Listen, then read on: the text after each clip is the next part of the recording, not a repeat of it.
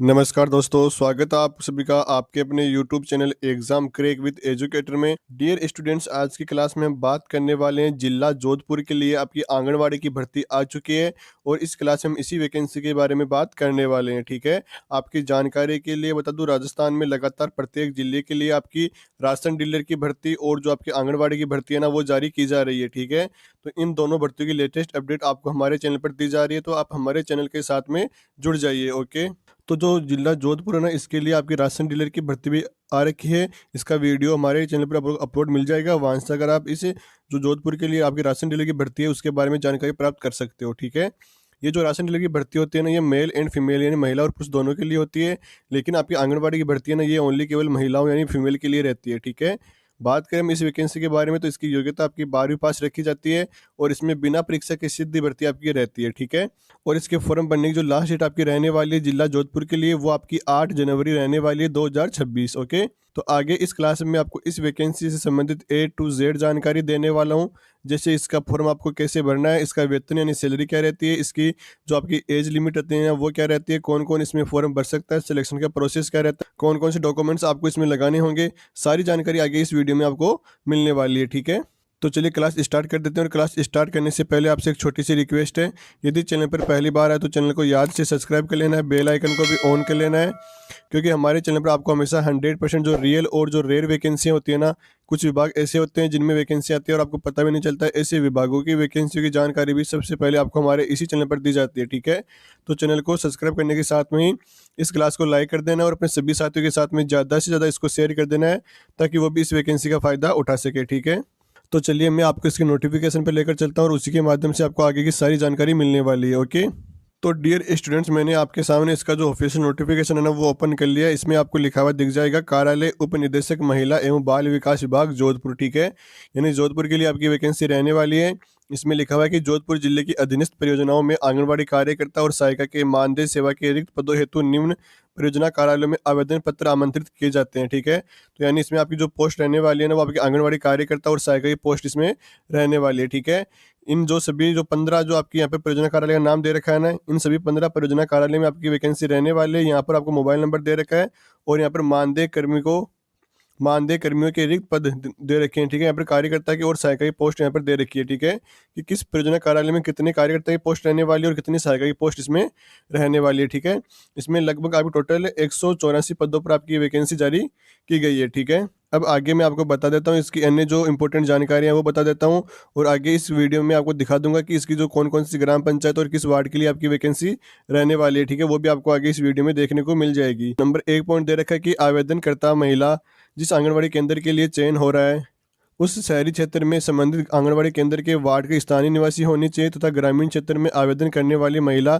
जिस ग्राम पंचायत के राजस्व ग्राम के आंगनबाड़ी केंद्र के लिए चयन हो रहा है ना, वह उस ग्राम पंचायत के उसी राजस्व ग्राम की निवासी होनी चाहिए। ठीक है, बाकी जो विधवा और जो तलाकशुदा महिलाएं होती है ना, वो ससुराल और मायके दोनों स्थानों के लिए यथानुसार स्थानीय निवासी मानी जाती है। ठीक है, यानी जो विधवा और जो तलाकशुदा महिलाएं है ना, वो अपने मायके और ससुराल दोनों में ही स्थानीय निवासी मानी जाती है, तो आप कहीं से भी अप्लाई कर सकते हो।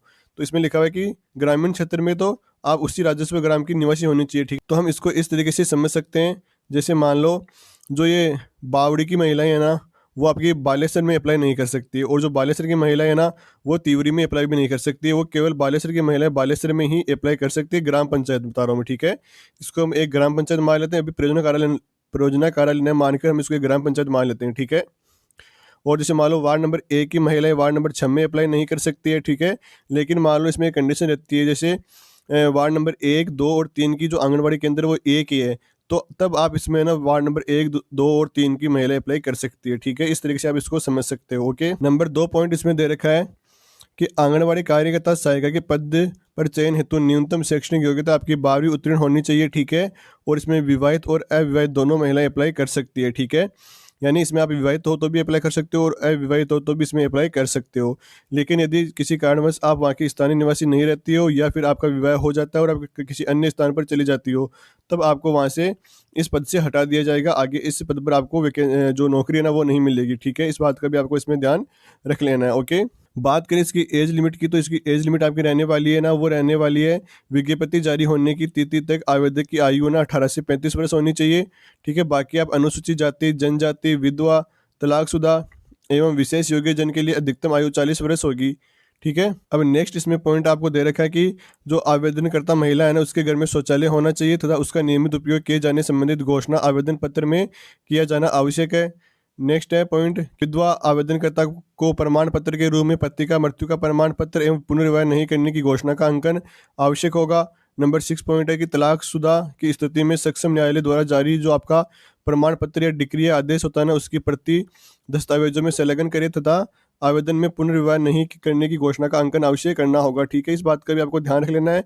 मैं आपको इसमें मेन पॉइंट बता रहा हूँ, बाकी आप इसको स्वयं पढ़ लेना, आगे बता दूंगा कि ये नोटिफिकेशन आपको कहाँ मिलेगा। ठीक है, पॉइंट नंबर 10 इसमें लिखा हुआ है कि आवेदन पत्र के साथ वांछित प्रमाण पत्रों की स्व प्रमाणित छाया प्रति संलग्न करें। वो फॉर्म अभी आपको आगे मैं दिखा दूंगा कि कैसा आपका फॉर्म इसमें रहने वाला है, वो भी आपको दिखा दूंगा। नेक्स्ट पॉइंट है इसमें कि आवेदन फॉर्म संबंधित बाल विकास परियोजना अधिकारी कार्यालय में से प्राप्त किए जा सकते हैं। तो आपको जो इसका फॉर्म है ना, वो आपको ऑफलाइन भरा जाता है। ठीक है, तो इसका फॉर्म आपको इसके जो संबंधित बाल विकास परियोजना अधिकारी कार्यालय है ना, वहाँ से प्राप्त कर सकते हो फ्री। वहाँ पर आपसे कोई भी 1 रुपया भी नहीं लिया जाता, वहाँ से फ्री में इसका फॉर्म प्राप्त कर सकते हो। ठीक है, योग्य अभ्यर्थी अपना पूर्ण भरा हुआ आवेदन पत्र में दस्तावेजों की 2 प्रतियों से संबंधित बाल विकास परियोजना अधिकारी कार्यालय में व्यक्ति से द्वारा अंतिम तिथि 8/1/2026 यानी 8 जनवरी 2026 तक शाम 5:30 बजे तक जमा करा सकेंगे। ठीक है, यानी आपको व्यक्ति से यानी खुद जाकर वहां पर जमा करवाना होगा, क्योंकि देखो इसमें एक नंबर पॉइंट नंबर 15 है ना, वो लिख रखा है सभी आवेदक आवेदन पत्र समस्त संलग्न दस्तावेजों की पृष्ठ संख्या अंकित करवाकर है ना, उसकी प्राप्ति रसीद अवश्य प्राप्त करें। ठीक है, ये रसीद आपको प्राप्त करना अवश्य होता है फॉर्म जमा करवाने की, क्योंकि जब आपका डॉक्यूमेंट वेरिफिकेशन होता है ना आपका इसमें सिलेक्शन होने के बाद में, तब आपसे ये रसीद मांगी जाती है। ठीक है, तो आपको वहाँ पर खुद जाकर अपना फॉर्म जमा करवाना होगा और सभी जो आपके डॉक्यूमेंट्स हैं ना, उनकी 2 प्रतियां यानी सभी डॉक्यूमेंट्स की आपको 2-2 फोटोकॉपी लेकर जानी होगी साथ में। ठीक है, इस बात का भी आपको ध्यान रख लेना है। अब मैं आपको आगे बता दूंगा कि आपको कौन कौन से डॉक्यूमेंट्स चाहिए होंगे, वो भी आपको मैं बता दूंगा। उससे पहले मैं आपको इसका जो आवेदन फॉर्म है वो दिखा देता हूँ, जो इसके नोटिफिकेशन में दिया हुआ है। ठीक है, वो आपको मैं दिखा देता हूँ। देखो इसमें ये रहा आपका जो आवेदन फॉर्म है ना, कुछ इस तरीके से आपका आवेदन फॉर्म इसमें रहने वाला है। एक बात का आपको ध्यान रख लेना है, इस जो नोटिफिकेशन में आपको जो आवेदन फॉर्म दे रखा है ना, इसकी फोटोकॉपी आपको नहीं निकलवानी है, क्योंकि देखो इसमें आपके अक्षर साफ दिखाई नहीं देंगे। ठीक है, तो आपको इसका जो परियोजना कार्यालय है ना आपका, उसमें जाकर आप इसका फॉर्म प्राप्त कर सकते हो साफ। ठीक है, इसमें जो अक्षर है ना वो साफ नहीं दे रखे हैं, तो आपका जो आवेदन फॉर्म है ना वो वहाँ पर एक्सेप्ट नहीं किया जाएगा। ये ओनली आपको दिखाने के लिए इसमें दिया गया है कि इस तरीके का आपका फॉर्म उसमें रहने वाला है। ठीक है, यहाँ पर देखो आपको ये दे रखी है रसीद, यहाँ से फाड़कर आवेदनकर्ता को दी जाए। ठीक है, तो इसमें आपको अपने सारी डिटेल्स भरवानी है उनसे, और उसके बाद में रसीद आपको प्राप्त कर लेनी है। ठीक है, अब मैं आपको दिखा देता हूँ कि किस किस ग्राम पंचायत के लिए आपकी वैकेंसियाँ रहने वाली है और किस वार्ड के लिए रहने वाली है। तो यहाँ पर आपको परियोजना कार्यालय का नाम और ईमेल आईडी और मोबाइल नंबर देखने को मिल जाएगा। यहाँ पर आपको आंगनबाड़ी केंद्र का नाम और यहाँ पर आपको राजस्व गांव या वार्ड की संख्या देखने को मिल जाएगी।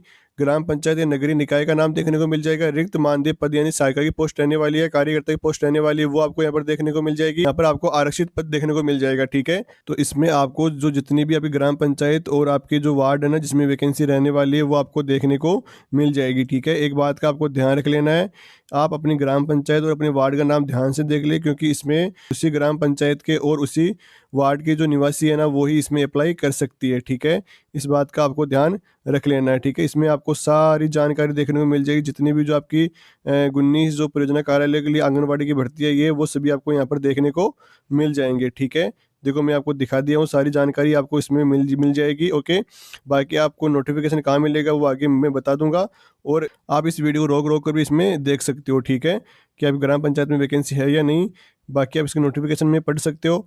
अब मैं आपको बता देता हूँ कि इसमें आपको कौन कौन से डॉक्यूमेंट्स में लगाने होंगे। ठीक है, तो अब हम बात कर लेते हैं कि इसमें आपको कौन कौन से जो डॉक्यूमेंट्स हैं ना वो लगाने होंगे। तो इसमें तो लिखा हुआ है कि आवेदन पत्र के साथ में आपको अधिकतम शैक्षणिक योग्यता संबंधित अंक तालिका का प्रमाण पत्र इसमें लगाना होगा। इसमें आपको 12th पास की मार्कशीट लगानी है। ठीक है, वो तो इसकी न्यूनतम क्वालिफिकेशन रहने वाली है। उसके साथ में यदि आपने 12th से ज़्यादा कोई भी क्वालिफिकेशन की है, कोई भी डिप्लोमा कर रखा है, वो सभी भी आपको इसमें लगाने होंगे। ठीक है, क्योंकि जैसे इसमें मान लो पोस्ट ग्रेजुएशन के आपके इसमें शायद 2 नंबर दिए जाते हैं, और ग्रेजुएशन का आपका इसमें 1 नंबर दिया जाता है, और बीएड का भी शायद इसमें आपको 2 नंबर दिए जाते हैं। ठीक है, तो इस तरीके से आपको प्रत्येक जो आपकी क्वालिफिकेशन है उसके नंबर इसमें रहते हैं। ठीक है, तो जिसके पास जितनी ज़्यादा क्वालिफिकेशन होगी उसका सिलेक्शन का चांस इसमें उतना ही ज़्यादा रहता है। ठीक है, उसके बाद में आपको सेकेंडरी की अंक तालिका प्रमाण पत्र यानी 10वीं की मार्कशीट आपको लगानी होगी। BEd, NTT, DPSC, BSTC, DLEd, diploma आदि यदि आपके पास में है तो वो भी आपको लगा देना है, क्योंकि इसमें आपको उसके भी नंबर मिलते हैं, ठीक है। नेक्स्ट है मतदाता का पहचान पत्र, राशन कार्ड, आधार कार्ड, जन आधार कार्ड, मूल निवास का प्रमाण पत्र ये भी लगाने होंगे। अनुसूचित जाति, जनजाति, पिछड़ा वर्ग, विशेष पिछड़ा वर्ग, आर्थिक पिछड़ा वर्ग, अल्पसंख्यक वर्ग, दिव्यांगजन होने का प्रमाण पत्र यदि आपके पास में है और आप इसका बेनिफिट चाहते हो तो आप इसमें लगा सकते हो। जैसे एज रिलैक्सेशन चाहते हो तो आप इसमें लगा सकते हो, ठीक है। नंबर 6 पॉइंट है कि आंगनबाड़ी कार्यकर्ता, मिनी आंगनबाड़ी कार्यकर्ता, शिशु पालन गृह कार्यकर्ता, सहायिका, आशा सहयोगिनी, सातिनी के रूप में 1 वर्ष का कार्य अनुभव का प्रमाण पत्र यदि आपके पास में है तो आप वो लगा सकते हो। नेक्स्ट पॉइंट है कि एएनएम, जीएनएम, आयुर्वेद नर्सिंग के प्रशिक्षण का प्रमाण पत्र यदि आपके पास में है। साथ में राजस्थान नर्सिंग काउंसिलिंग का आवेदन की अंतिम तिथि तक वैध रजिस्ट्रेशन प्राप्त यदि आपके पास में है तो वो भी आप इसमें लगा सकते हो। आरएससीआईटी, पीजीडीसीए के प्रशिक्षण का प्रमाण पत्र यदि आप इसमें लगाते हो तो भी आपको इसका बेनिफिट जरूर मिलेगा। और जो विधवा और तलाकशुदा महिलाएं हैं उनको प्रमाण पत्र लगाना होगा, ठीक है। इत्यादि दस्तावेजों की सौ प्रमाण प्रति अनिवार्यता संलग्न की जाए, ठीक है। इन सभी डॉक्यूमेंट्स की आपको 2-2 फोटोकॉपी करवानी है और सभी पर अपने सिग्नेचर करने होंगे और उस आवेदन फॉर्म के साथ में लगा देना होगा। आवेदन फॉर्म आपको मैंने बता दिया है, इसका परियोजना कार्यालय में मिल जाएगा, ठीक है। आपका जो भी परियोजना कार्यालय रहता है आपकी ग्राम पंचायत का, उसमें जाकर आप उसका आवेदन फॉर्म प्राप्त कर सकते हो। इसके नोटिफिकेशन में दिए हुए आवेदन फॉर्म है ना, उसका जो प्रिंट है ना वो साफ नहीं दे रखा है, तो वो आपका वहाँ पर मान्य करें या ना करें, ठीक है। इससे बेटर ये रहता है आप अपना परियोजना कार्यालय में यानी पंचायत समिति या आपका जो तहसील होती है ना वहाँ पर आपको इसका फॉर्म मिल जाएगा, ठीक है। बात करें इसकी सैलरी के बारे में तो इसकी सैलरी आपकी 8,000 रुपये से लेकर 12,000 रुपये के बीच में रहती है। महिलाओं के लिए काफ़ी अच्छी जॉब मानी जाती है, ठीक है। तो आई होप स्टूडेंट्स मेरे द्वारा इस क्लास में दी गई जानकारी आपको पसंद आए तो वीडियो को लाइक जरूर कर देना है, सभी के साथ में इसको शेयर भी कर देना। और यदि अभी तक चैनल को सब्सक्राइब नहीं किया तो प्लीज़ चैनल को भी सब्सक्राइब कर लिया और बेल आइकन को भी ऑन कर लेना है। यदि आपका कोई डाउट वगैरह रहता है तो आप हमें कमेंट करके पूछ सकते हो, ओके दोस्तों।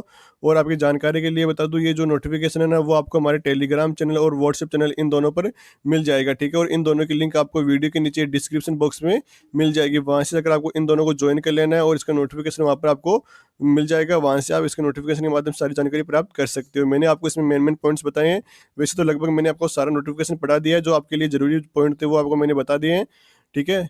बाकी आप अपनी ग्राम पंचायत का नाम ध्यान से देखने के लिए इसका नोटिफिकेशन जरूर पढ़ सकते हो, ठीक है। ओके दोस्तों, धन्यवाद। जय हिंद, जय भारत। फिर मिलेंगे एक और ऐसी नई वैकेंसी के साथ में, तब तक टेक केयर।